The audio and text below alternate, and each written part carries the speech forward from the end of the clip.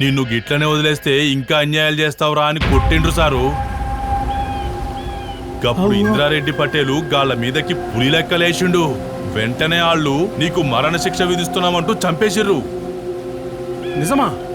మా ఊరోళ్ళందరికీ ఇందిరారెడ్డి గారు చేసిన న్యాయం మీద ఒట్టు సార్. మేమందరం సాక్షులమే.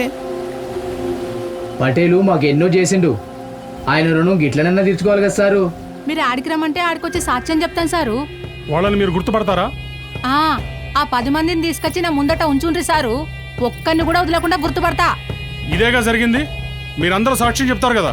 అవును సార్. అవును, గంతే అందరం జరిగింది. సాక్ష్యం అందరం చెప్తాం. హలో, నేనంటే నెంబర్ ఇచ్చారు చేయమని కాదా? నువ్వా? చేయమనే. నీ పేరేంటి? ఎక్కడుంటావు? ఏం చేస్తుంటావు? అమ్మో